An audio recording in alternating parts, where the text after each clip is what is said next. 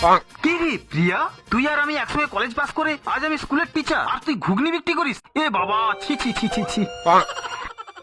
তুই সরকারি চাকরি করে কত টাকা বেতন পাস? আমি 25,000 টাকা বেতন পাই। আর আমি ঘুগনি বিক্রি করে কত টাকা ইনকাম করি, হিসাবটা শুধু দেখ।